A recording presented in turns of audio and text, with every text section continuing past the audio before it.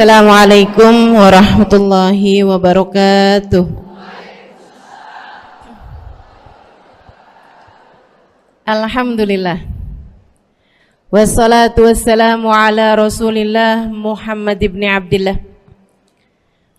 wa ala alihi wa sahbihi wa man walah. Subhanaka la ilma lana illa ma 'allamtana innaka antal alimul hakim. Rabbi shrah li sadri wa yassir li amri wahlul 'uqdatan min lisani yafqahu qawli. Amma ba'du. Alhamdulillah, ibu-ibu sekalian saya muliakan, hadiah indah di mana Allah mengizinkan kepada kita untuk menghadapnya. Bukan main. Siapa kita ini sampai diizinkan Allah untuk bolak-balik menghadap kepada Allah Subhanahu wa taala dalam salat-salat kita? Saya pernah dengar dari para guru-guru kami, guru-guru saya. Mereka mengatakan di saat orang salat, di saat kamu salat, di saat saya salat, bukan hanya karena saya mau sholat, kamu mau sholat, akan tetapi karena kamu dianggap mulia di mata Allah, sehingga Allah izinkan dirimu untuk menghadap padanya.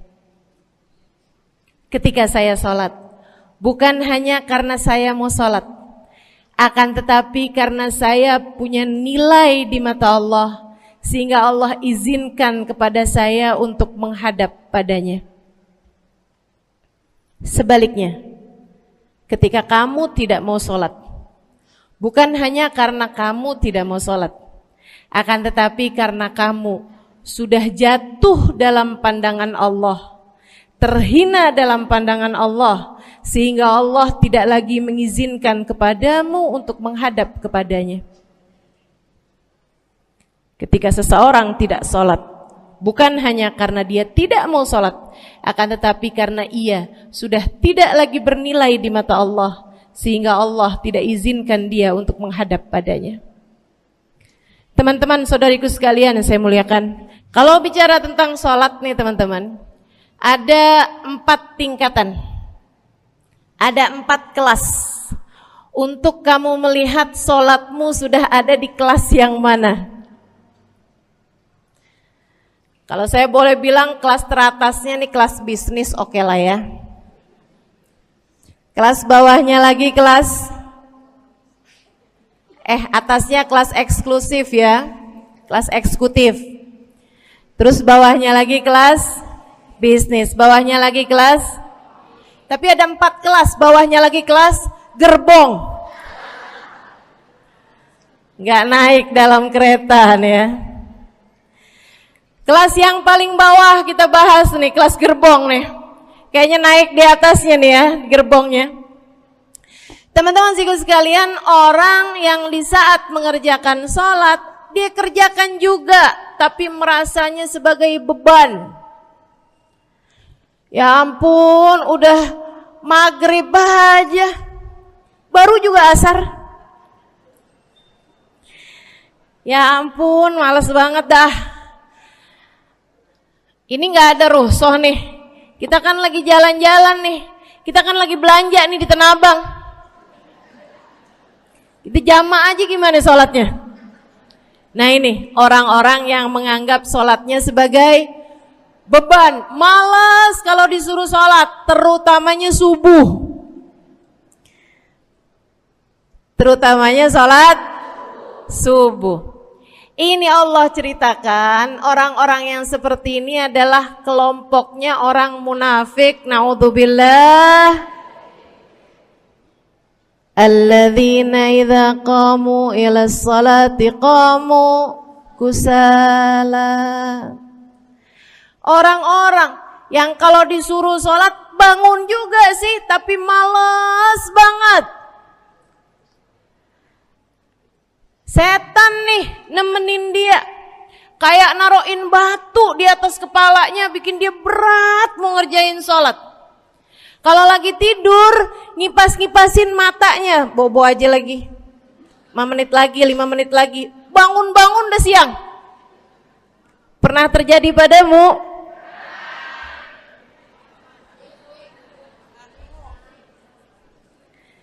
Jemur kunut. Bu, yang dijemur tuh jemuran aja, cucian aja. Jangan sampai jemur kunut. Kunutnya dijemur ya.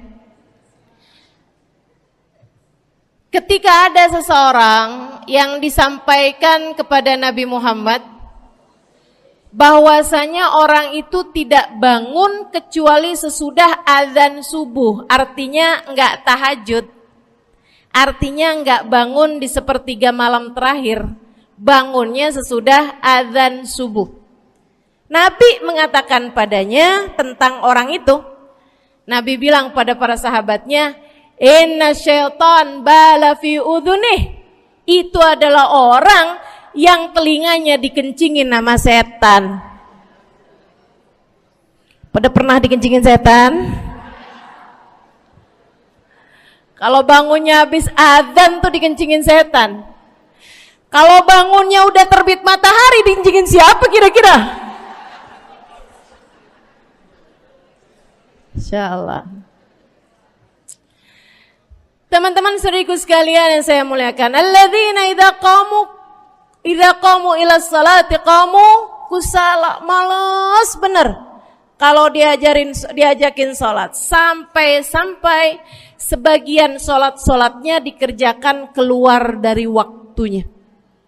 Yang seperti ini masuk dalam firman Allah Subhanahu wa taala, a'udzubillahi minasyaitonir rajim, fawailul lil musallin alladzina an salatihim sahun. Fawailul lil musallin alladzina hum an salatihim sahun. Celaka orang-orang yang salat. Kenapa kok orang salat celaka ya Allah? Sebab mereka an salatihim sahun, melalaikan salat mereka. Apa maksudnya melalaikan? Imam Sayyidina Ibnu Abbas dalam salah satu tafsir beliau mengatakan alladzina yuakhiruna an waqtiha au yuqaddimuha ila ghairi waqtiha. Orang-orang yang mengakhirkan sholat sampai keluar dari waktunya atau memajukannya sebelum waktunya. Mau pergi ke Tanah Abang nih, jam 11. Ntar kita ribet nih urusan sholat duhur. Dah sholatin sekarang aja. Ini orang-orang yang fawailul lil musallin. Bu, sesibuk apapun dirimu, jangan pernah ninggal sholat. Bu,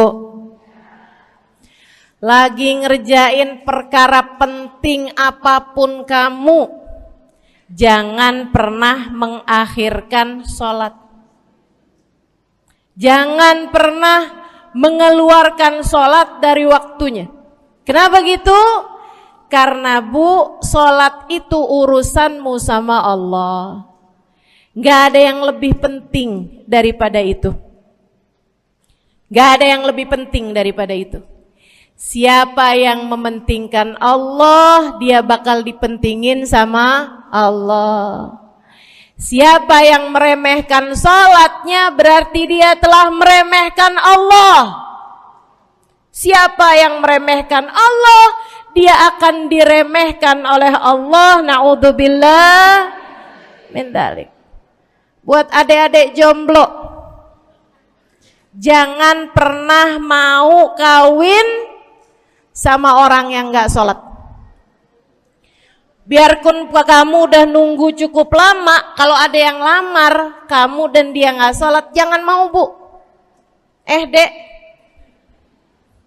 ibu-ibu juga, kalau ada yang janda di sini,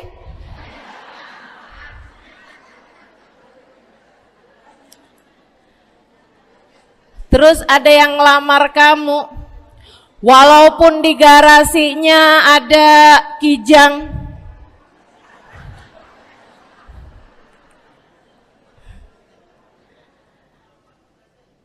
ada bebek, motor maksudnya ya, datang melamar kamu, jangan terima. Orang yang gak sholat, kamu jangan mau jadi istrinya. Kenapa? Saya kasih tahu ya, Allah aja dia tinggalin, apalagi kamu.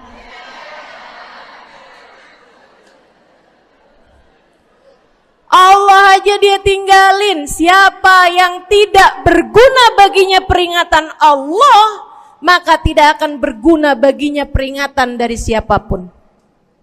Tapi dia mencintai saya, Ustazah. Dia mencintai saya cinta mati katanya. Sekarang tungguin setahun 2 tahun, cintanya hilang, tinggal matinya. Tapi dia mencintai saya luar biasa, Ustazah. Dia tak sanggup hidup tanpa saya. Itu namanya cinta monyet. Tungguin 2 tahun, cintanya hilang, tinggal. Jangan temenan sama orang gak sholat. Dia telah jatuh di mata Allah.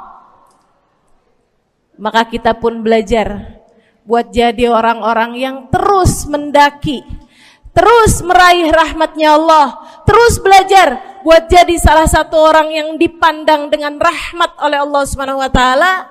Salah satunya dengan cara kita memuliakan sholat. Kita menjaga sholat. Jagain sholatnya. Jangan masuk kelompok orang yang tadi itu sholatnya menjadi beban. Ini kelompok paling bawah nih. Naik ke kelas ekonomi. Tadi begitu ya? Kelas ekonomi, orang-orang yang sholatnya menjadi sebuah kewajiban. Dia kerjain, dia tahu itu wajib, dia gak akan tinggalin. Tapi sama halnya dengan kewajiban-kewajiban yang lain. Kita nih kalau mikirnya kewajiban, Bu, kalau gak diwajibin lagi seneng. Betul gak? Masih ada kayak beratnya gitu ngerjain sholat. Orang yang sholatnya dianggap sebagai kewajiban. Kayak anak-anak sekolah tuh, wajib pakai seragam, wajib ngerjain PR. Kalau 1 hari, besok enggak wajib pakai seragam. Ada nggak ya pakai seragam? Nggak ada. Nggak ada yang besoknya dipakai seragam. Terus tanyain, kenapa kamu tetap pakai seragam? Abisnya saya suka sama seragamnya. Nggak ada. Karena mereka menganggap pakai seragamnya adalah kewajiban. Sekolahnya sebagai kewajiban. Jadi giliran besok libur anak-anak, hore gitu. Ada orang-orang yang sholatnya dianggap sebagai kewajiban. Nggak ada yang nambah kalau kewajiban tuh.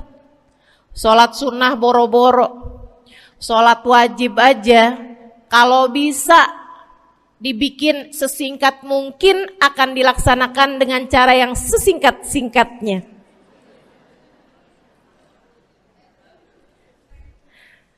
Habis ruku i'tidal sujud cepet bener ya.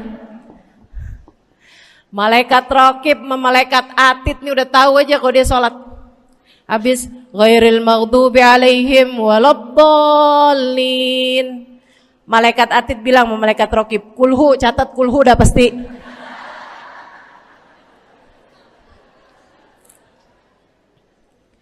Kulhu aja gak kelar-kelar.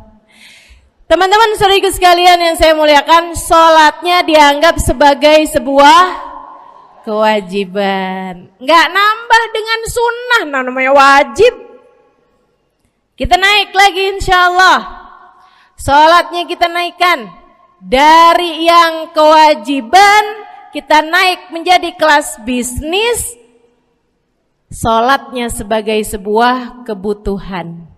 Bu, mudah-mudahan nih ibu-ibu, teman-teman semuanya yang sedang menyimak kajian pada hari ini, saya doakan, karena saya berharap saya pun juga didoakan agar menjadi salah satu orang yang sudah berada dalam tingkatan ini. Sholat kita tahu adalah kebutuhan kita. Sama kayak kebutuhan makan, Bu. Ibu kenyang nggak kalau makan nasi doang 2 piring? Kenyang. Siapa yang bilang nggak kenyang? Kalau kamu makan nasi doang sepiring, kenyang apa nggak kenyang? Kenyang. Akan tetapi pasti ibu-ibu mau nambah dah. Nambah apaan? Lauk. Nambah lauknya. Ada ikan asin, ada sayur asem. Langsung pada lapar nih. Ada sambal. Masya Allah, ada tempe goreng. Udah Bu ya, tetangga lewat kagak nyadar.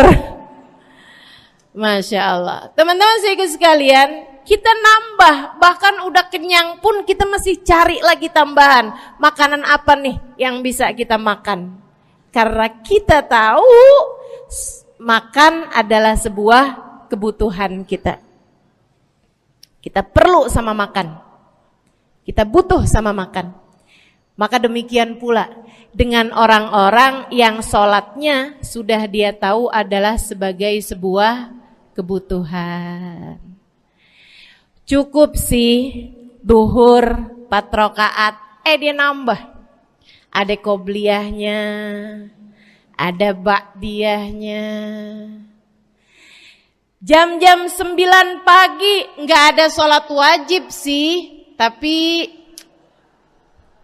pengen ngemil, ya Bu ya, dengan cara kerjain sholat duha. Malam-malam abisnya isya, ampun mau tidur, ingat katanya Nabi, pesannya kepada Sayyidina Abu Hurairah, wasani habibi, kata Abu Hurairah, an utir qabla an anam. Kekasih saya Nabi besar Muhammad, kata Abu Hurairah, kasih pesan pada saya untuk jangan tidur sebelum sholat witir. Jadi habis kelar sholat isya langsung sambung sama witirnya. Dia tahu sholatnya adalah sebagai sebuah kebutuhan. Kebutuhan. Saya butuh untuk sholat karena saya butuh kepada Allah. Saya perlu sholat karena saya perlu kepada Allah. Saya perlu sholat karena saya tahu urusan saya sebesar apapun saya rasakan adalah kecil dalam pandangan Allah. Saya perlu sholat karena permasalahan dalam hidup saya yang saya rasakan sebesar gunung di atas pundak saya, di atas punggung saya, di hadapan Allah tak sampai seperti setitik debu yang mudah saja untuk dia angkatkan dari kehidupan saya. Maka kita pun menjadikan sholat sebagai sebuah kebutuhan. Lagi sakit, jangan ninggal sholat. Kenapa? Kamu menghadap kepada yang punya kesehatan. Lagi banyak utang, jangan ninggal sholat. Sama, jangan utang lagi. Karena kamu menghadap kepada pemilik segala kekuasaan, pemilik dunia dan akhirat, pemilik semua uang di atas muka bumi ini adalah Allah. Makanya Habib Ali Habsyi, penulis kitab Maulid Simtud Durar, yang tadi ibu-ibu baca maulidnya, beliau pernah bilang, Ada dalam salah satu diwan beliau. Diwan tuh syair-syair beliau itu ya. Ali idza qad marid syafahu fi'lus shalah la'alla syirru sifa fi wad'i tilkal jibah. Kata beliau, Ali nih kalau lagi sakit, nih Habib Ali ya, beliau tuh padahal punya amal ibadah sangat banyak. Tapi Habib Ali bilang, Ali idza qad marid syafahu fi'lus shalah. Ali nih kalau lagi sakit, sembuhnya sama sholat. Sembuhnya sama sholat. La'alla sirru sifa. Rasa-rasanya memang Allah letakkan rahasia kesembuhan ada pada fi wad'i tilkal jibah, terletakkannya jabhah kita, dahi kita di tempat sujud. Di sana semua permasalahan-permasalahan dalam hidupmu menjadi ringan. Saat kamu meletakkan dahimu di tempat sujud, kamu berbisik lirih kepada Allah, akan tetapi suaramu didengar sama yang punya arsy. Akan tetapi suara bisikanmu didengar segenap malaikat-malaikat yang ada di atas langit. Kemudian mereka mendoakanmu sehingga Allah mengatakan wasjud waqtarib, sujudlah kamu. Posisi sujudmu itu waqtarib akan membuatmu menjadi dekat dengan Allah Subhanahu wa taala. Sujudlah dan mendekatlah kepadaku, kata Allah. Agrab ma yakunul 'abd min rabbih fahuwa sajid, kata Nabi Muhammad. Fa'akthiru fihi du'a faqamin an yustajabulah. Tempat terdekat seorang hamba dengan Tuhannya adalah saat dia sedang sujud. Maka perbanyaklah doa dalam sujudmu, kata Nabi Muhammad. Doamu sangat mungkin diijabah oleh Allah. Apalagi kalau doanya kamu haturkan di sepertiga malam yang terakhir. Saat-saat di mana kebanyakan manusia di sekelilingmu yang lalai berada dalam tidurnya, berada dalam alam mimpinya. Para ulama tuh sampai bilang, Bu, dari kehususannya sepertiga malam yang terakhir, orang yang ngerjain maksiat aja sepertiga malam yang terakhir tuh tidur. Ibu gak pernah tahu orang-orang pulang diskotik jam berapa? Gak tahu ya, sama. Tapi Bu, yang pasti mereka tuh sepertiga malam yang terakhir malah pada pulang, malah pada tidur gitu. Orang maksiat aja itu sama Allah dibuat tidur tuh di jam-jam yang biasanya turun rahmatnya Allah. Allah mau milih nih mana nih hamba-hambaku, pilihan-pilihanku akan aku bangunkan untuk menghadapku. Kemudian Allah Subhanahu wa taala bertanya, hal min mustaghfirin, hal min taib, hal min talibi hajatin faunilahul matalib. Siapa nih di antara kalian yang lagi mohon doa, minta pertolongan, mohon ampunan, akan aku beri, kata Allah Subhanahu wa taala, sebab kalian meminta pada waktu yang paling aku suka. Kalau punya hajat minta. Kapan mintanya? Dalam sujud. Kapan sujudnya? Dalam sholatmu di sepertiga malam yang terakhir. Bu, ngelihat muka-mukanya pada punya hajat banyak-banyak nih. Gimana tahajudnya? Mudah-mudahan Allah jadikan kita salah satu di antara mereka yang menyibukkan diri di sepertiga malam yang terakhir, insyaallah. Sampai-sampai Bu ya, saya tinggal lama di kota Hadramut dulu. Orang-orang di Hadramut, orang awamnya, itu kalau mereka punya anak kecil umur 1 tahun, 2 tahun, 3 tahun tuh, punya anak bayi, balita gitu. Kalau mereka bangun di sepertiga malam yang terakhir, mereka akan membangunkan anak-anaknya walaupun buat main. Alasannya 2. Yang pertama, agar mereka terbiasa bangun di jam-jam segitu. Nantinya kalau besarnya mereka jadi udah kebiasaan bangun di jam segitu, gampang ngerjain tahajud. Alasan yang kedua, ibu-ibu sekalian, agar anugerah, karunia, rahmat, pemberian Allah yang Allah turunkan di sepertiga malam yang terakhir, anak-anak mereka pun berhak untuk mendapatkannya karena mereka tidak sedang dalam keadaan tidur dan dalam keadaan berjaga. Kan kebalik sama orang kita. Anak-anak kita, cucu-cucu kita kalau bangun jam segitu kita tidurin lagi, masih malam nak, masih malam. Mama masih ngantuk nak. Masya Allah. Ibu, saya punya ibunya guru saya. Saya punya guru salah satunya dan yang tercinta di hati saya, Sayyidil Habib Umar bin Hafid. Guru saya. Beliau punya ibu namanya Hubabah Zahra. Almarhumah, baru meninggal masa-masa deket pandemi.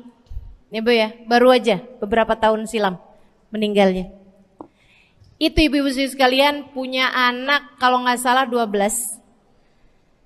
Kalau nggak salah 12 anak beliau.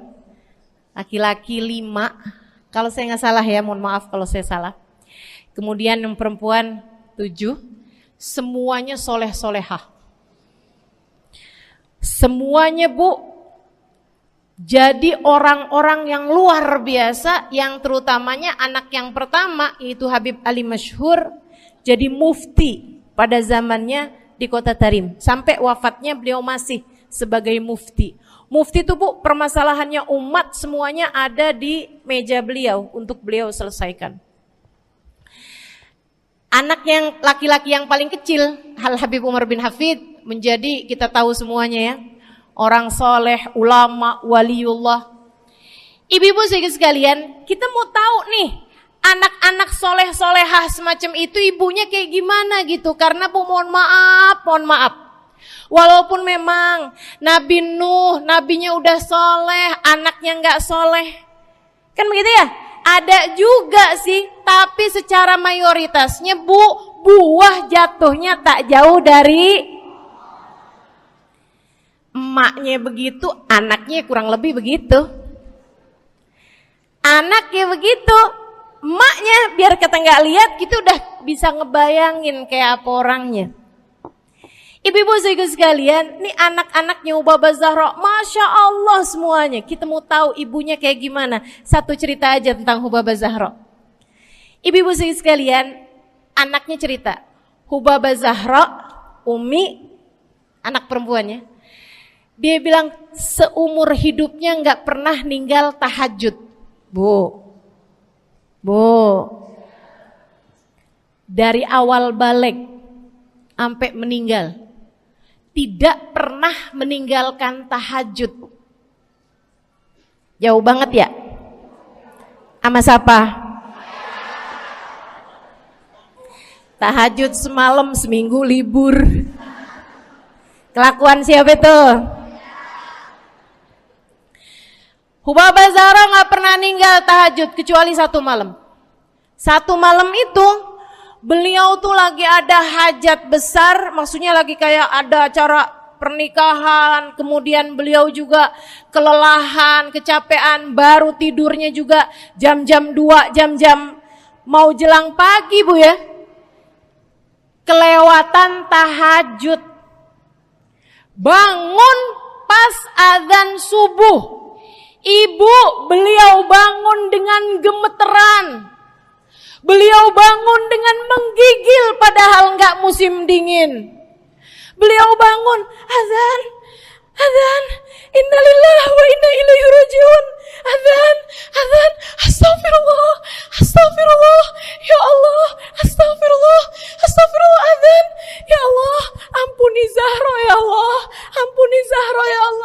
Anaknya cerita, hari itu aku tidak pernah melihat ibuku berlelehan air mata sepanjang hari lebih daripada hari tersebut. Hari itu kami melihat ada seorang perempuan berlelehan air mata beristighfar memohon ampun kepada Allah karena satu malam dalam hidupnya beliau meninggalkan tahajudnya, teman-teman. Masya Allah, Masya Allah. Tiap kali makan ingat gitu, ya ampun tadi malam gak tahajud, samihni ya Rab, samihni ya Rab, sampai gak enak makan. Insya Allah, Insya Allah. Mudah-mudahan Allah jadikan keagungan sholat ada dalam hati kita. Sholat kita jadi kebutuhan. Insya naik tingkat eksekutif, teman-teman. Tadi saya ulangin lagi dah, karena ibu-ibu kan suka rada lupaan. Kelas yang paling bawah, kelas apa tadi? Gerbong. Menjadikan sholatnya sebagai beban. Kelas berikutnya menjadikan sholat sebagai kewajiban. Naik lagi menjadikan sholat sebagai kebutuhan. Tingkat terakhirnya ada hamba-hamba tercinta di sisi Allah yang menjadikan sholat mereka sebagai sebuah hiburan dalam hidupnya, hobi dalam hidupnya. Diawali, dicontohkan oleh baginda kita Nabi besar Muhammad yang mengatakan dalam hadis sahihnya, wa ju'ilat qurratu aini fis shalah, wa ju'ilat qurratu aini fis shalah. Dijadikan, kata Nabi Muhammad, Allah telah menjadikan, dijadikan li untukku qurrat aini, kesenanganku dalam kehidupan, kebahagiaanku ada pada, hobiku ada pada as-shalah, salat. Nabi itu orang yang kesenangan beliau, hobi beliau adalah salat. Kana idza faza'ahu amrun aladha ila shalah. Kata para sahabat meriwayatkan, Nabi kalau lagi dengar kabar-kabar yang gak enak, segera menuju kepada sholat. Nabi kalau udah ada kabar-kabar Rasul pasukan kita terkalahkan di medan peperangan, Nabi ngelihat Bilal. Kemudian Nabi Muhammad nanya, udah dekat waktu sholat Bilal?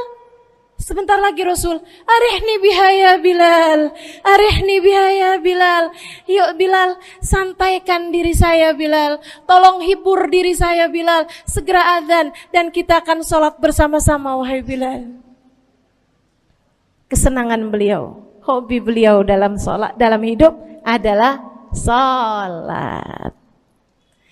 Teman-teman saya sekalian, bukan hanya Nabi Muhammad, tapi para sahabat-sahabat Nabi Muhammad, tapi para tabi'in, para tabi'it tabi'in. Saudaraku sekalian saya muliakan, Sayyidina Umar bin Khattab alaihi ridwanullah, kana idza ja'ahu hal, apabila beliau dalam keadaan hatinya lagi khusyuk, hatinya lagi nyambung banget sama Allah Subhanahu wa taala, kalau mau salat sunnah manggil orang. Beliau salat dalam masjid, ada orang mau salat sunnah, ada orang lagi baca Quran dipanggil sama beliau. Kamu saya bayar ya. Kamu duduk sebelah sini saya nih, baca Qur'annya deketan saya sini, kamu saya bayar. Buat apaan wahai Sayyidina Umar? Buat negur saya, ngingetin saya lagi sholat nih.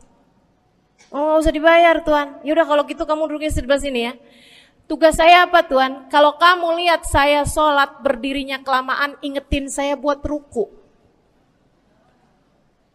Kalau kamu lihat ruku saya kelamaan gak bangun-bangun, ingetin saya buat bangun. Kalau kamu lihat sujud saya kelamaan, ingetin saya buat duduk. Karena saya sekarang ini kalau lagi berdiri baca Al-Quran, lupa buat ruku. Dari nikmatnya bacaan Quran beliau. Baik Tuan. Sholat, baca Fatihah, habis itu baca Quran, surat Al-Quran. Dapat selesai satu, kok masih enak. Baca lagi, masih enak lagi, baca lagi. Yang sebelah beneran nih gak ruku-ruku. Beliau berdiri kemudian bilang, Tuan ruku. Gak kedengeran. Beliau berdiri deketin telinganya, Tuan ruku. Belum kedengeran juga. Ruku. Allahu Akbar.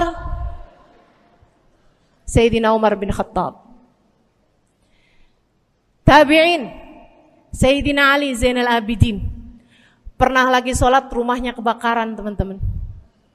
Sholat sunnah di waktu malam, rumahnya kebakaran. Orang-orang pada teriak-teriak, Tuan Harik, nar, ya ibn binti Rasulillah, wahai anak dari cucunya Nabi Muhammad.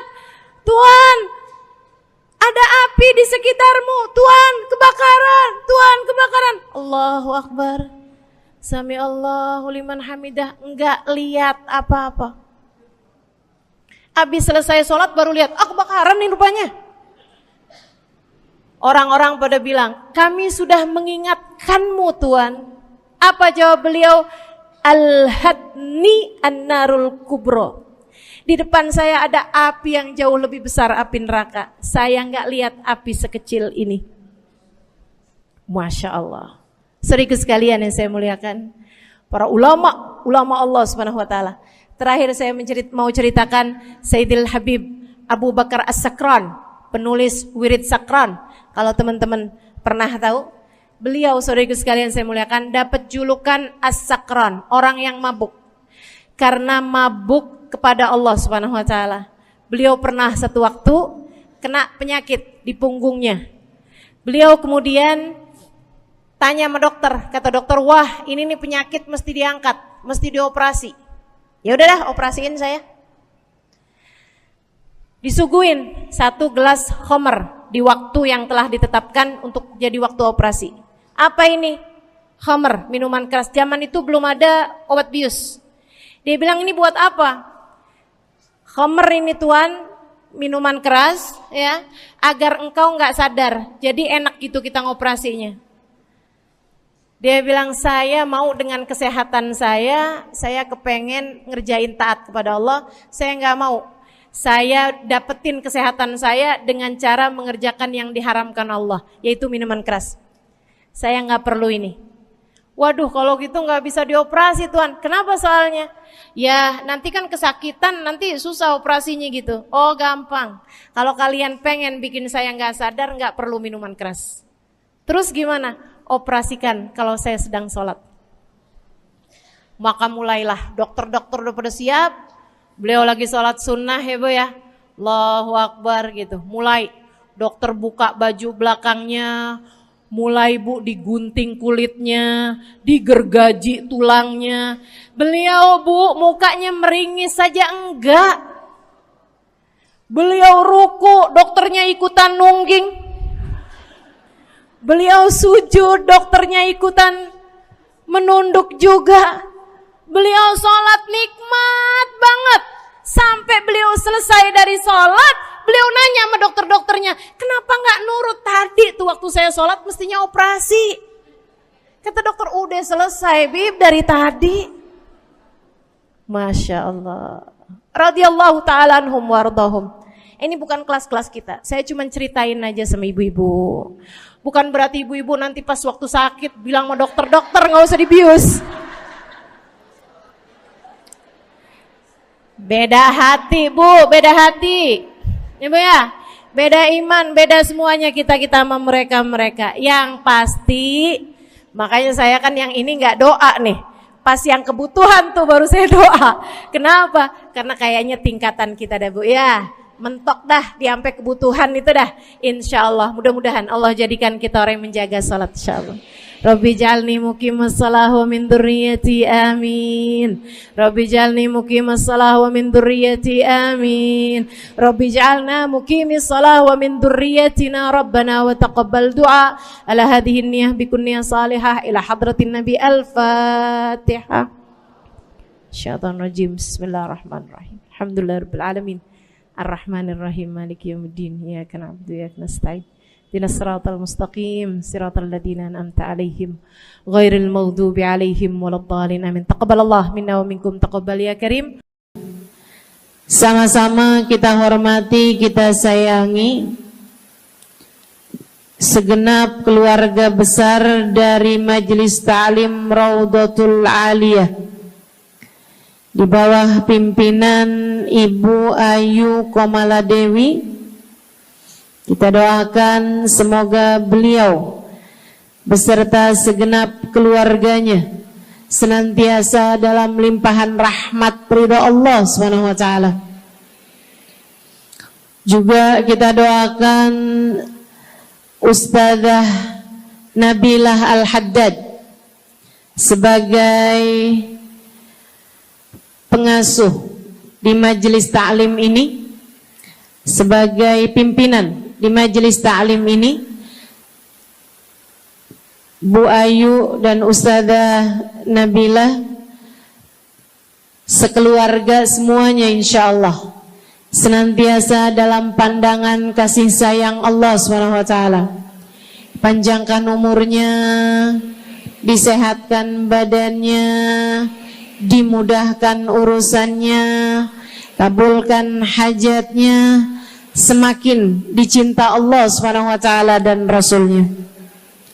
Para ustadzah, para hubabah, para syarifah, para pimpinan pondok pesantren, para pimpinan majelis ta'lim, yang mudah-mudahan semuanya dalam limpahan rahmat ridha Allah SWT, serta tentu saja semua yang hadir di majelis ini, baik ibu-ibu, kakak-kakak, adik-adik, anak-anak, yang mudah-mudahan semuanya dirahmati Allah, disayang Allah, dibahagiakan Allah, diistiqomahkan jalannya menuju ridha Allah Subhanahu wa taala, insyaallah diistiqomahkan jalannya menuju surga Allah Subhanahu wa taala. Amin ya rabbal alamin. Qul amantu billah thumma istaqim, kata Nabi Muhammad sallallahu alaihi wasallam kepada seorang pemuda yang meminta nasihat, ya Rasulullah ausini, wahai Rasul tolong nasihati aku. Kita kalau ketemu orang mulia jangan minta duit, Bu. Kita kalau datang ketemu sama orang-orang yang kita tahu doanya mustajab, sangat soleh, hidupnya baik, apalagi jika dia adalah kekasih-kekasih Allah Subhanahu wa taala. Kamu kalau berjumpa dengan ulama, jangan minta sesuatu yang duniawi. Tirulah para sahabat ketika berjumpa dengan Nabi Muhammad. Biasanya mereka meminta satu dari dua hal. Yang pertama, mereka minta doa. Ida'ili ya Rasulullah, doakan aku wahai Rasul. Ibu juga gitu. Kalau ketemu sama ulama, ketemu orang soleh, ketemu kiai, ketemu habib yang kita tahu doanya mustajab, bertemu hubabah, mintalah doa. Tapi jangan hanya sekedar urusan doa duniawi, Bu. Doa duniawi itu yang gimana, Ustazah? Doa yang kalau diijabah nggak akan manfaat begitu kamu masuk dalam alam kubur. Itu namanya doa duniawi. Ustazah, doakan saya biar saya cepat kebeli rumah. Bu, kalau mati rumahnya dibawa gak? Ustazah, doakan saya kepengen beli HP baru. Dibawa gak HP-nya? Enggak. Itu namanya doa duniawi. Ustazah, doakan biar suami saya tambah cinta.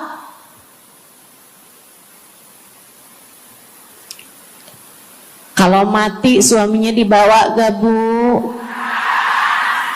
Walaupun kamu mau, dia gak bakalan mau Bu. Sesuatu yang sifatnya duniawi. Ustazah, doakan biar anak saya soleh. Duniawi apa bukan?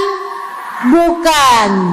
Sebab kesolehan anak akan jadi tambahan bekal bagimu ketika kamu masuk dalam alam kubur.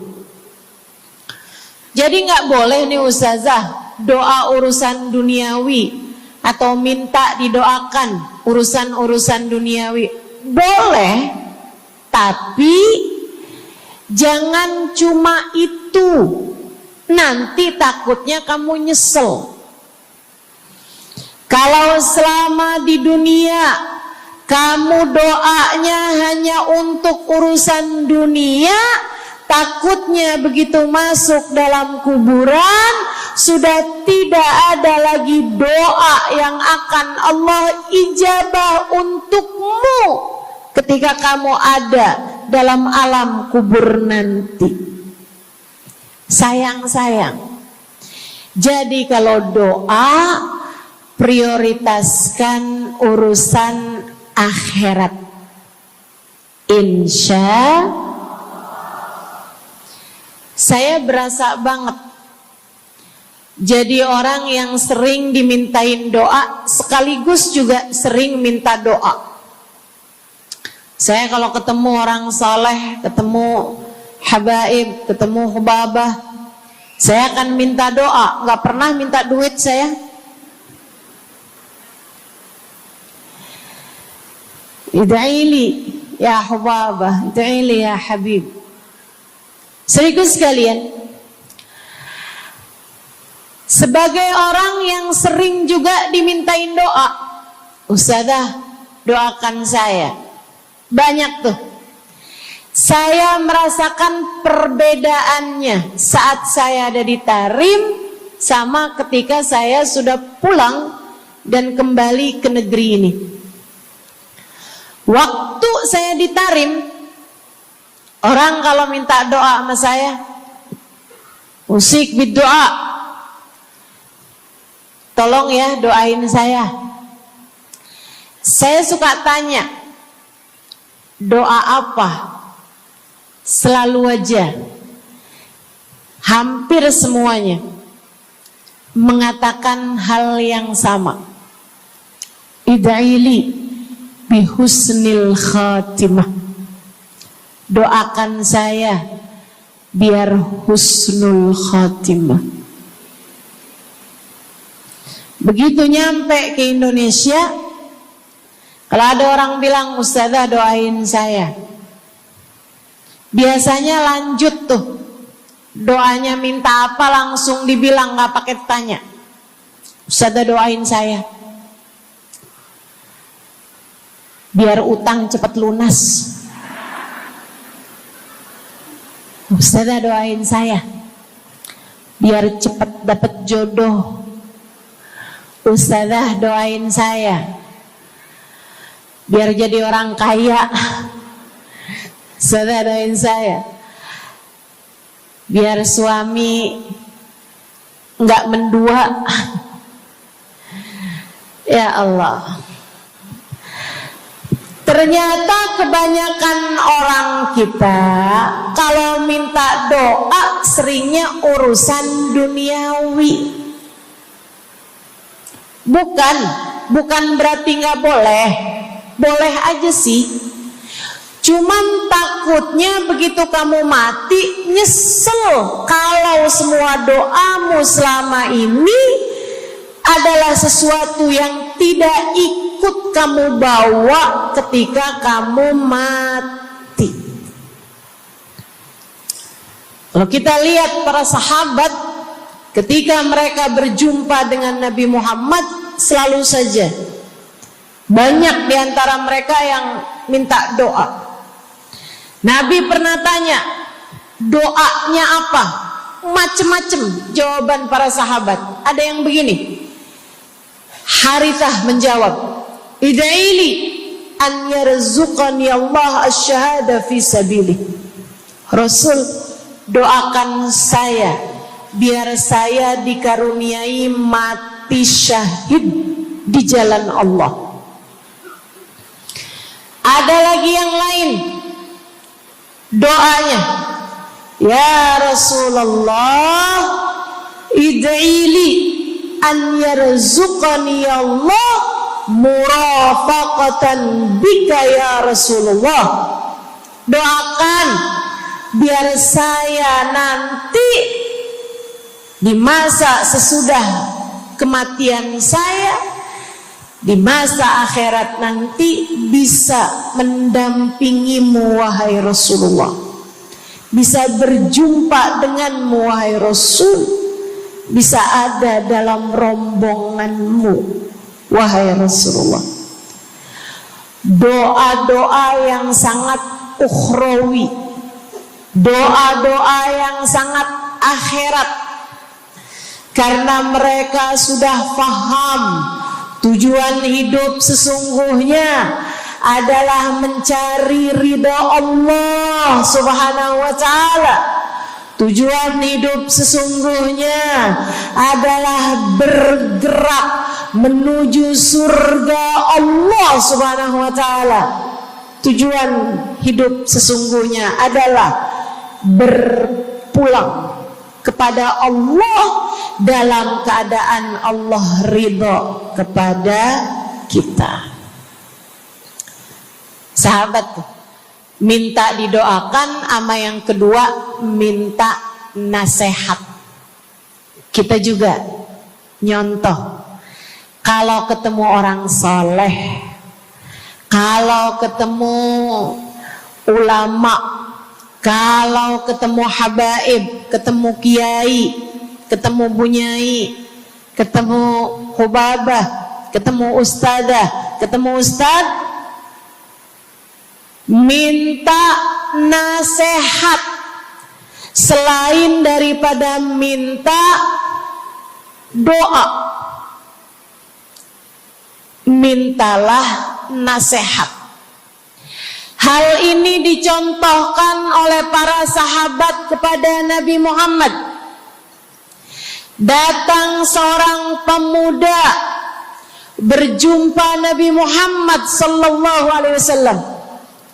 Kemudian bertanya, ya Rasulullah, ausini, wahai Rasulullah, berikanlah nasihat kepadaku ini. Nabi Muhammad tersenyum, senang, bangga, karena mengerti bahwa umatnya faham apa yang harus diminta dari nabinya.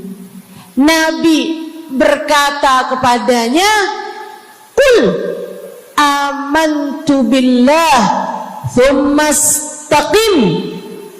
Kata Nabi Muhammad, ucapkanlah, aku beriman kepada Allah, kemudian istiqomahlah kamu di jalan Allah.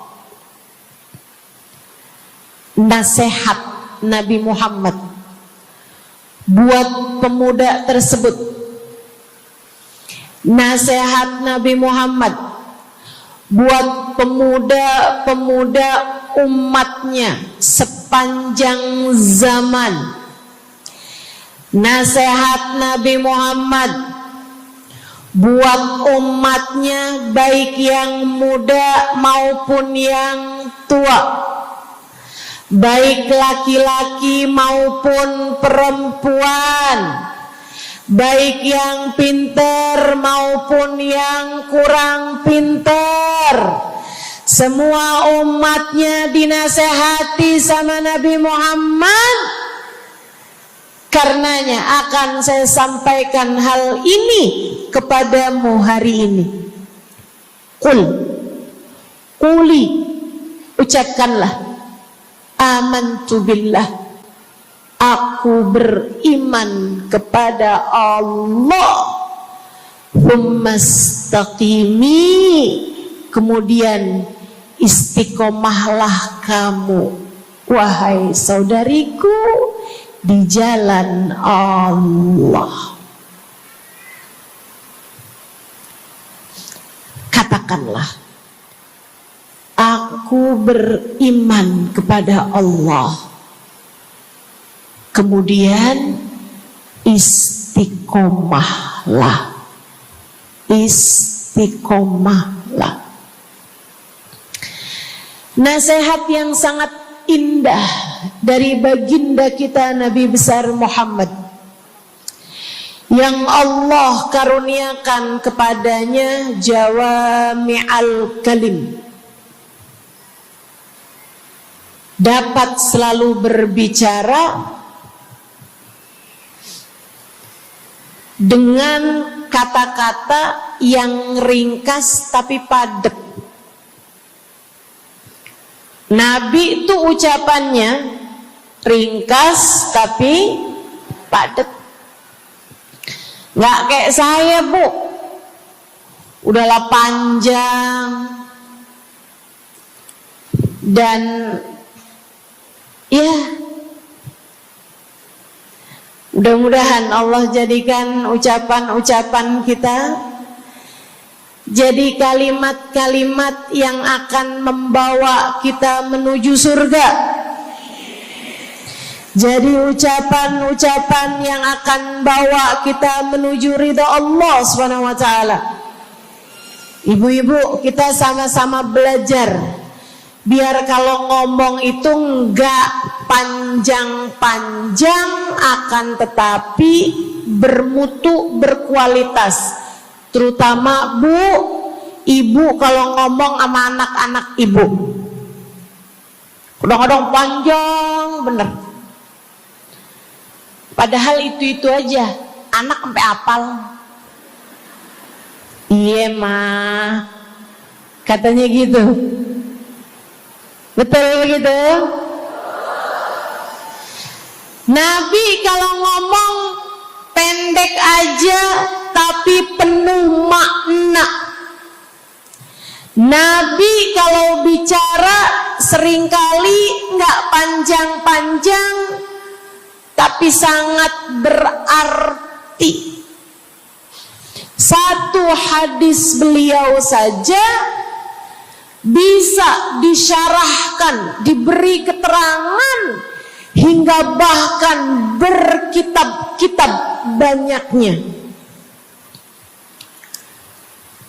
Ibu-ibu sekalian, salah satu dari ucapan ringkasnya Nabi Muhammad, amantu billah, kata Nabi, qul amantu billah, tsumastaqim, ucapkanlah, aku beriman kepada Allah, kemudian istiqomahlah di jalan Allah. Apa itu istiqomah? Lurus, jangan belok-belok. Lurus, jalan terus. Jalannya adalah jalan yang lurus. Itu yang selalu kita minta dalam tiap rakaat sholat kita. Kita berdoa kepada Allah, ihdinas siratal, ya Allah, tempuhkanlah untuk hidup kami ini jalanmu yang lurus. Sama kayak kamu lagi bilang, ya Allah, karuniakanlah dalam kehidupan kami keistiqomahan di jalanmu ya Allah. Kamu selalu minta istiqomah 17 kali sekurangnya tiap hari. Betapa sangat pentingnya istiqomah ini, saudaraku sekalian. berada dalam jalan yang lurus. Saya mau bahas jalan lurus yang dimaksud ini apa aja. 1, kamu harus lurus imannya. Amantu billah, aku beriman kepada Allah. Kata Nabi Muhammad sallallahu alaihi wasallam, "Qul amantu billah," ucapkanlah, aku beriman kepada Allah. Maka istiqomah tersebut yang nomor 1 adalah dalam urusan keimanan. Bu, Kak, Dek, Nak, yang lurus imanmu. Iman yang lurus tuh yang gimana, Ustazah? Iman yang lurus adalah memahami 2 kalimat syahadat yang menjadi pintu gerbang keimananmu. Orang kalau masuk Islam, dia jadi orang yang beriman, dia mengucapkan kalimat syahadat. Apa itu? La ilaha illallah. Yang pertama. Yang kedua, Muhammad Rasulullah. Tidak ada Tuhan selain Allah. Itu harus kamu miliki dalam hatimu secara lurus, istiqomah. Gak ada Tuhan selain Allah. Jangan hari ini Tuhannya Allah, besoknya Tuhannya duit. Apapun aja yang disuruh sama duit, yang ada duitnya, yang haram-haram pun diterjang. Lah kenapa begitu?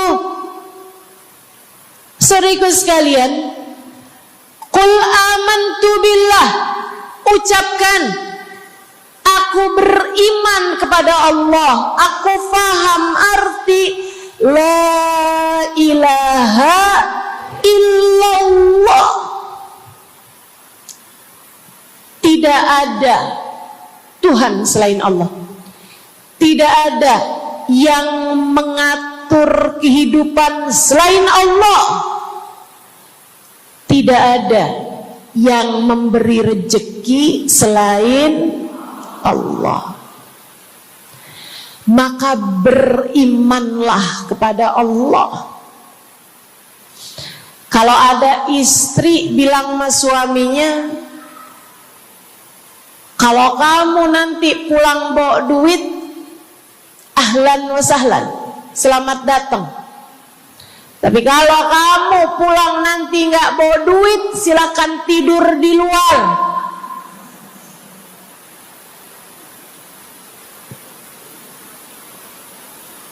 Kamu sepertinya kurang beriman. Kamu lupa bahwa pemberi rezeki bukan suamimu, melainkan yang ngasih rezeki itu cuma 1, Bu. Namanya bukan pekerjaan, bukan atasan, bukan pemerintah. Yang ngasih rezeki cuma Allah Subhanahu wa ta'ala. Maka berimanlah atas hal itu. Jangan nyalahin si ini, nyalahin si itu. Imanmu benerin. Imanmu benerin.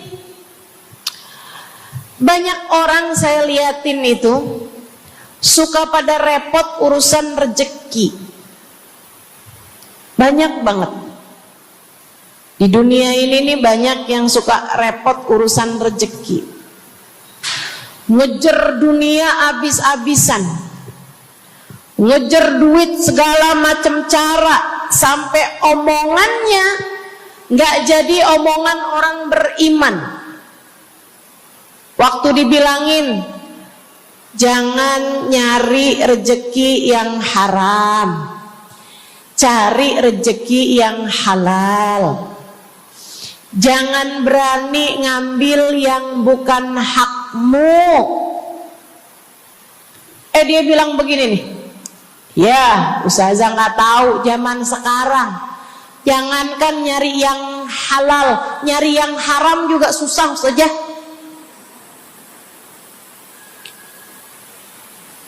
Itu omongan orang nggak beriman. Kamu mesti ngerti dulu, kalau yang kamu minta adalah urusan rezeki, dengerin. Kalau yang kamu minta urusan rezeki, kamu harus datang kepada alamatnya. Yang sering kali membuat kamu setengah mati urusan rezekimu, sampai mau-maunya menghinakan diri, minta-minta sama orang, berharap dari orang. Seorang ibu berharap dari anaknya, seorang istri berharap dari suaminya.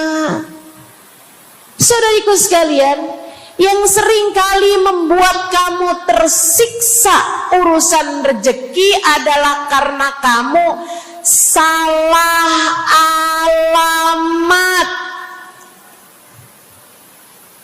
Kamu salah alamat. Kamu sedang tersesat jalan. Kamu sedang salah arah. Makanya jadinya kemana-mana kamu nggak nemu. Orang alamatnya aja salah. Ini kalau kamu mau ke Kubah Mas, tapi kamu perginya ke Taman Mini, nyampe apa nggak nyampe? Dapat apa enggak majelisnya? Nggak dapat. Kenapa? Salah alamat. Yang dicari Kubah Mas, kamu perginya ke Keong Mas. Nggak nyampe, nggak dapat. Saya kasih tahu padamu, alamat rezekimu ada pada Allah. Alamat rezekimu ada pada Allah. Alamat rezekimu ada pada Allah. Maka berimanlah kepadanya, fahamilah arti la ilaha illallah. Tidak ada Tuhan kecuali Allah. Gak ada yang ngasih rezeki selain kamu. Lagi sakit, kamu mau nyari obat, saya kasih tahu alamat obatmu. Alamat yang bisa menyembuhkanmu hanya satu, namanya urusan rezeki. Allah sudah bilang, huwar razzaq dzul quwwatil matin. Allah lah satu sang pemberi rezeki. Allah lah satu sang pemilik kekuatan sejati. Jadi kamu kalau mau nyari rezeki, datanglah ke alamatnya, datanglah kepada Allah. Kamu lagi mau nyari kesehatan, jangan salah alamat. Datanglah kepada sang pemilik kesehatan. Alamatnya yaitu Allah yang telah mengatakan, fa idza maridtu fa huwa yashfin. Katanya Nabi Allah Ibrahim, apabila saya sakit, maka hanya Allah lah yang maha menyembuhkan. Berarti nggak boleh pergi ke dokter gitu Ustazah? Silahkan pergi ke dokter, pergi ke apotik, datang kepada orang yang doanya mustajab, minta didoakan. Tapi semua hanyalah sebab, semua hanyalah wasilah. Sang penyembuh sejati adalah Allah. Saudariku sekalian yang saya muliakan, kalau kamu merasa saya lemah Ustazah, gak punya kekuatan, kalau kamu merasa saya bodoh Ustazah, saya tidak mengerti di mana alamat ilmu, di mana alamat pengetahuan. Bu, Kak, Nak, anak-anak nih yang masih lagi belajar di pondok pesantren, yang masih lagi belajar di mana-mana, saya kasih tahu padamu, alamat ilmu ada pada Zat yang Maha Satu, namanya Allamal insana malam ya'lam. Allah lah yang mengajari manusia apa yang tidak dia ketahui. Pengen dapat ilmu, datanglah kepada Allah. Pengen punya kekuatan, datanglah kepada Allah. Saya udah tua Ustazah, saya janda pula Ustazah, saya nggak punya kekuatan ya Ustazah. Kekuatanmu hanya ada pada Zat yang Maha Satu, Allah Subhanahu wa Ta'ala. Datanglah selalu padanya. Imanmu jangan biarkan ia naik turun. Imanmu biarkan ia kokoh di dalam hatimu. Jangan percaya kalau ada yang bilang kekuatan ada pada uang. Jangan percaya. Percaya hanya satu aja, kekuatan ada pada Allah. Jangan percaya orang bilang kekuatan ada pada kecantikan. Kalau kamu cantik, kamu kuat, suamimu gak akan kemana-mana. Jangan percaya, Bu. Percaya hanya satu aja, kekuatan ada pada Allah Subhanahu wa Ta'ala. Kamu takut terjadi hal-hal yang buruk bagimu, bagi anak-anakmu.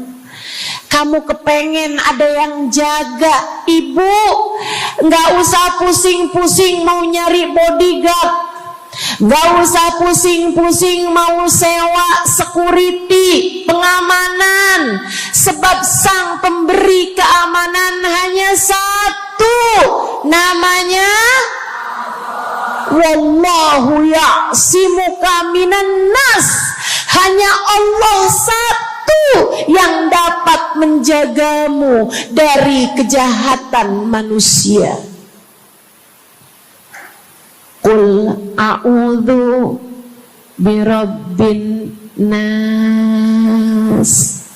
Katakanlah, aku berlindung kepada sang penjaga manusia, sang pemelihara manusia, sang pengasuh manusia. Allah Subhanahu wa ta'ala. Berimanlah padanya, istiqomahlah. Bu, gak ada yang bisa bikin orang meninggal selain Allah. Gak ada. Tapi dia ditabrak orang, Ustazah. Kalau gak ditabrak dia gak bakalan mati. Kamu kebalik. Justru karena dia harus mati, Allah jadikan dia ditabrak. Jelas? Ini imannya mesti yang benar nih. Jangan kamu kira ini ada dokter malpraktek sehingga dia kemudian meninggal dunia. Jangan kamu kira karena salah minum obat dia mati. Bukan, ibu-ibu sekalian, justru karena dia harus mati, karenanya kemudian ketemu sama dokter yang malpraktek lah, ketemu sama obat yang salah lah. Itu hanya sebab kematiannya itu sendiri. Allah udah bilang, idza jaa ajaluhum la yastakhiruna sa'atan wa la yastaqdimun. Apabila datang ajal seseorang, enggak ada siapapun yang bisa memajukan barang semenit pun, enggak ada yang bisa memundurkan meski sesaat sekalipun. Enggak ada. Emang udah kepastiannya. Waktunya mati ya mati, Bu. Gak ada yang bisa menghidupkan, sekaligus tidak ada yang bisa mematikan selain Allah. Itu artinya istiqomah dalam iman. Tapi tunggu dulu, sebelum saya lanjutkan istiqomah yang lain. Selain beriman kepada Allah, kamu juga harus beriman kepada Nabi Muhammad. Kamu harus beriman kepada Nabi Muhammad. Beriman bahwa beliau adalah, a'udzubillahi minasyaitonirrajim, qul innama ana basyarum mithlukum yuha ilayya. Dua-duanya harus seimbang. Innama ana basyarum mithlukum, tapi juga yuha ilayya. Katakanlah wahai Nabi Muhammad, aku adalah seorang manusia seperti kalian. Saya punya badan, saya punya perasaan. Kalau nggak makan-makan saya lapar. Kalau habis makan nggak minum saya haus. Kalau beberapa hari saya nggak tidur, saya ngantuk. Qul innama ana basyarun. Sampaikan kepada manusia, aku adalah seorang manusia seperti kalian juga. Sama anak cinta, lama nggak ketemu sama istri, kangen. Katakan wahai Nabi Muhammad, ana basyarum mithlukum, saya manusia seperti kalian juga. Kalau ada yang disayang kemudian meninggal, sedih. Karena Nabi adalah seorang manusia. Tapi tunggu dulu, beliau tidak hanya sekedar manusia, Itu adalah satu sisi kehidupan Nabi Muhammad. Jangan lupa, innama ana basyarum mithlukum, tapi yuha ilayya, aku diberi wahyu, aku hamba wahyu, aku berbincang-bincang dengan Allah, kalian tidak. Aku berbicara langsung dengan Allah, kata Nabi Muhammad, kalian tidak. Aku dituruni malaikat Jibril, kalian tidak. Aku diberi wahyu Al-Quran 30 juz, kalian tidak barang seayat pun. Nih, kalau saya perhatikan, imannya umat manusia yang beriman kepada Allah sekalipun menjadi cacat ketika tidak beriman kepada Nabi Muhammad. Lihatin, mohon maaf, orang Yahudi, Bu, beriman kepada Allah. Kamu kalau nanya sama orang Yahudi, Tuhanmu siapa? Allah. Tapi mereka enggak beriman kepada Nabi Muhammad. Apakah mereka disebut orang yang beriman? Tidak. Orang Nasrani, apakah mereka beriman kepada Allah? Iya. Tapi apakah mereka beriman kepada Nabi Muhammad? Tidak. Apakah mereka beriman? Tidak. Bahkan umat Islam ada yang mempercayai sesudah Nabi Muhammad ada nabi yang lain, namanya Mirza Ghulam Ahmad, sehingga mereka menyebut agama mereka Islam, tapi agama Islamnya pakai ada kelanjutannya, Islam Ahmadiyah. Apakah mereka beriman? Tidak. Sebab syarat iman selain la ilaha illallah juga ada Muhammad Rasulullah.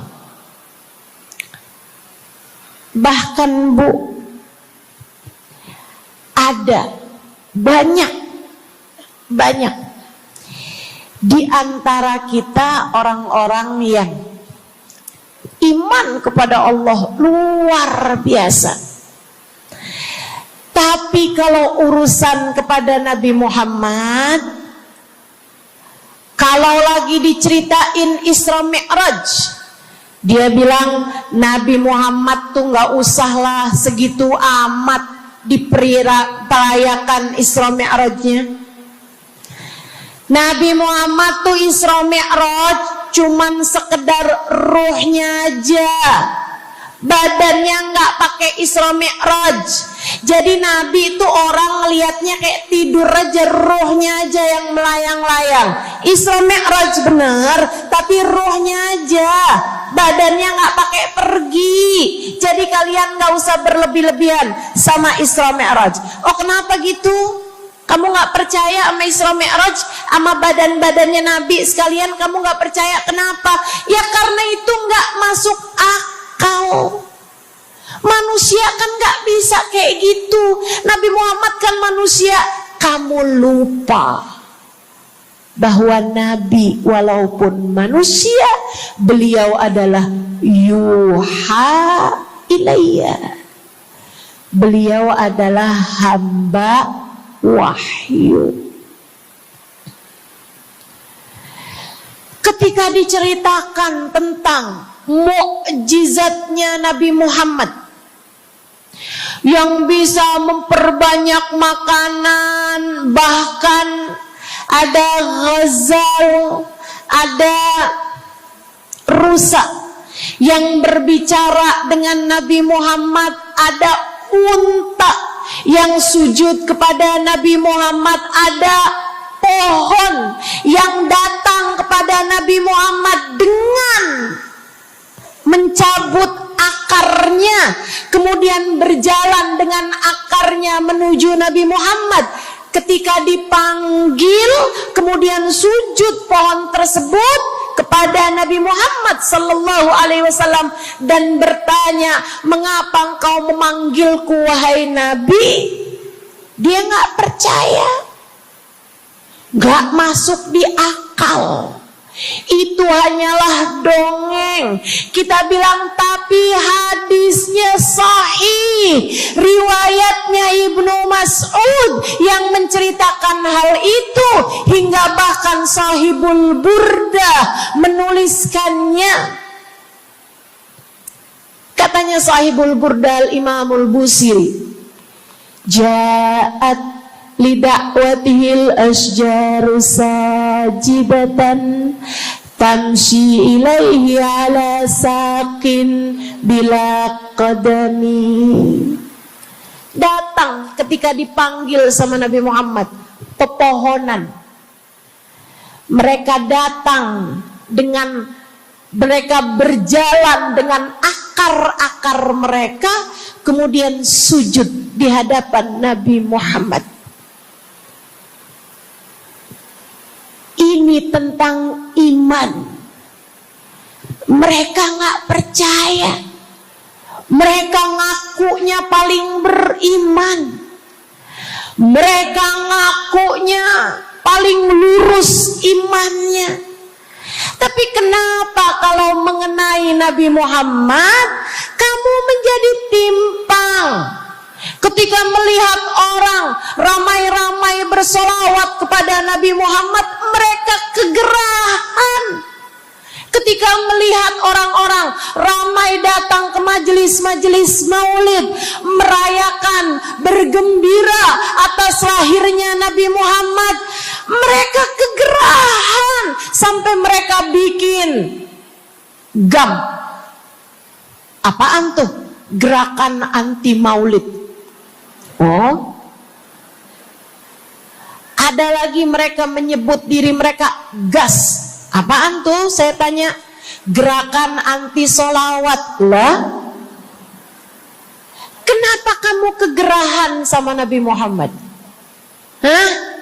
Kenapa kamu ngerasa kayak takut banget umat begitu cinta sama Nabi Muhammad? Ada apa denganmu?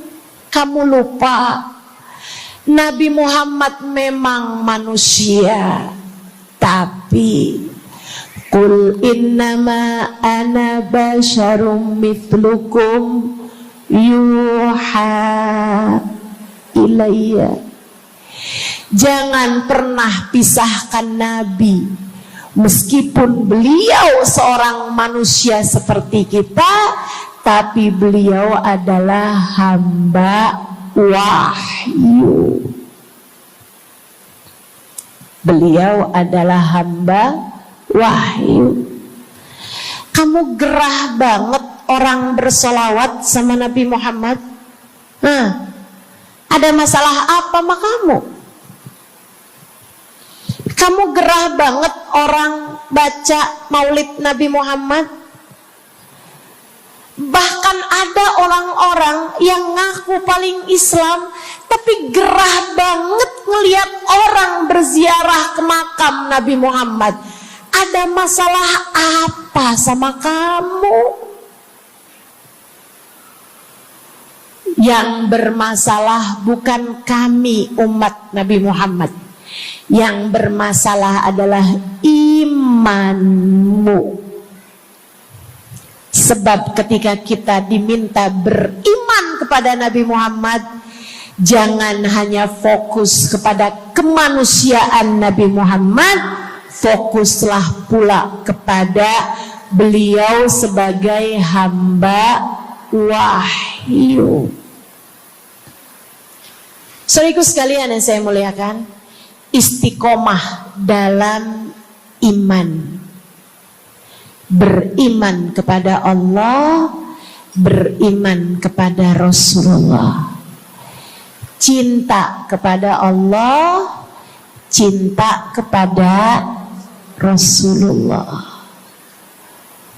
Cinta kepada Rasulullah, cinta kepada keluarga Rasulullah, cinta kepada sahabat Rasulullah, dan istiqomahlah dalam cinta tersebut. Jadi istiqomah menuju ridha Allah yang pertama adalah istiqomah dalam iman. Yang kedua, istiqomah dalam taat. Bu, Kak, istiqomah dalam taat. Kamu disuruh sholat,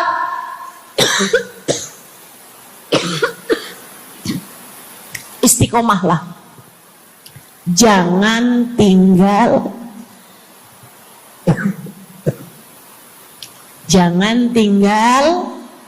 sholat.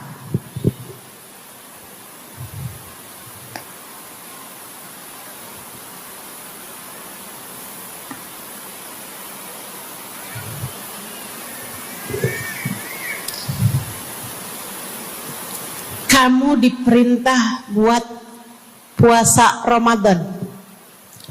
Jangan tinggal puasa.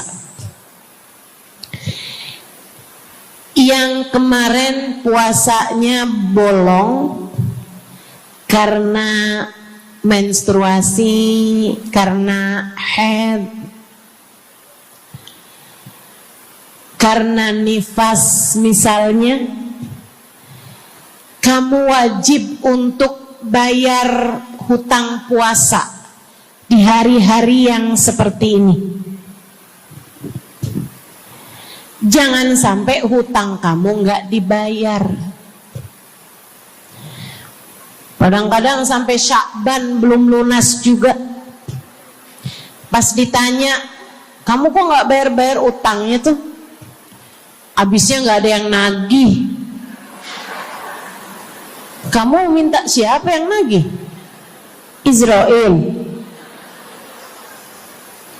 Jangan sampai datang malaikat Israel mencabut nyawamu, sementara kamu masih punya hutang puasa yang belum kamu lunasi. Kamu diperintah Allah buat taat. Istiqomahlah dalam jalan taatmu. Jangan tinggal perintah Allah. Dek, kalau kamu dilamar sama laki-laki yang gak sholat, jangan mau. Tapi dia baik, Ustazah. Baik menurut siapa? Dek, orang ninggal sholat artinya dia ninggal Allah. Saya bilangin, kalau Allah aja dia tinggal, apalagi kamu. Dia bilang dia gak bakal ninggalin saya, Ustazah, karena katanya dia gak sanggup hidup tanpa saya. Dek, jangan percaya. Jangan percaya. Allah aja dia tinggalin loh, apalagi kamu. Apalagi kamu. Orang yang, kata para ulama nih Bu, orang yang peringatan Allah tidak bermanfaat padanya, dia tidak akan bermanfaat dengan peringatan siapapun. Kalau lagi cinta sih dia bisa ngomong apa aja. Tapi percayalah, yang bisa ninggal Allah, dia bisa ninggal siapapun. Istiqomahlah di jalan Allah. Istiqomah di jalan Allah. Jangan berani ninggal Allah. Jangan berani ninggal salat. Jangan berani ninggal ibadah. Kenapa gitu Ustazah? Karena yang pegang nasib kamu Allah. Ini nasihat abah saya yang akan saya pegang sampai kapanpun. Abah saya pernah pulang-pulang dari kerjanya, dia cerita, abah tadi ketemu sama orang yang dulu abah pengen jadi kayak dia. Dia itu dulu waktu zaman abah muda, abah kepengen kayak dia, ganteng, kaya, sehat, orang tuanya kaya, dia bisa sekolah. Abah kepengen sekolah, gak ada biayanya. Abah harus bantu orang tua buat nyari nafkah, sehingga akhirnya putus sekolah. SD aja gak tamat, kata abah saya. Serius kalian? Kata abah kepengen banget jadi kayak dia itu waktu zaman abah muda. Tadi abah ketemu sama dia di trotoar. Abah kaget ngelihat dia. Kenapa, Bah? Dia sekarang gila.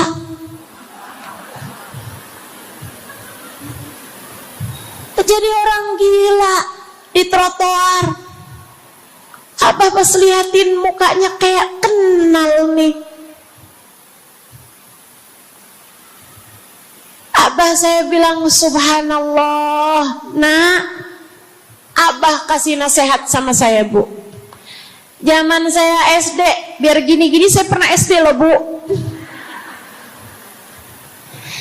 Abah saya bilang, nak, ternyata hidup yang paling penting nasib. Dan ingat nak, nasib adanya di tangan Allah. Maka kalau kamu kepengen nasib kamu bagus, jangan pernah tinggal Allah. Itu nasihat abah saya pegang terus sampai dengan sekarang. Kamu dalam hidup yang penting nasib. Yang paling penting buat anak-anak kamu dalam hidup mereka adalah nasib. Ibu, nasib. Bukan ilmu, bukan harta, bukan sehat, bukan. Yang paling penting dalam hidup anakmu adalah nasib. Bukan cakep. Kamu nak dalam hidup harus cakep nak. Nanti nak, kalau zaman-zaman akhir nanti ada cara buat mempercantik diri. Pakai nak operasi plastik, ayo nak. Filler lah, tarik benang lah, semua kerjain nak. Yang penting dalam hidup cantik. Kamu jangan sampai kayak mamah kamu ini nak. Bapak kamu buka cabang di mana-mana. Bukan. Yang paling penting bagi anakmu di hidup mereka di dunia sebelum kelak di akhirat nanti adalah nasib. Saya kasih tahu, yang paling penting adalah nasib. Dan nasib itu adanya dalam genggaman. Maka kalau kamu kepengen nasibmu bagus, kalau kamu kepengen nasib anakmu bagus, Jangan tinggal Allah. Urusanmu dengan Allah yang bagus. Perintah-perintah Allah jangan ditinggal.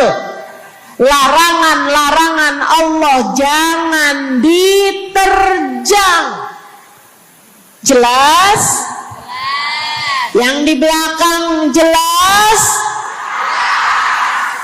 Saya ingat Bu, saya punya guru namanya Hubabah Bahiyah. Saya kalau jumpa sama beliau, saya selalu minta doa. Saya ceritakan tuh di buku Bidadari Bumi yang pertama. Beliau sangat enggan mendoakan orang lain. Kalau dimintain buat doa tuh beliau jarang-jarang mau doain. Beliau selalu bilang, doa aja sendiri, kata beliau begitu. Bukan karena beliau pelit, doa yang gratis pun gak mau gitu, bukan. Melainkan karena beliau sangat tawadhu, merasa bahwa doamu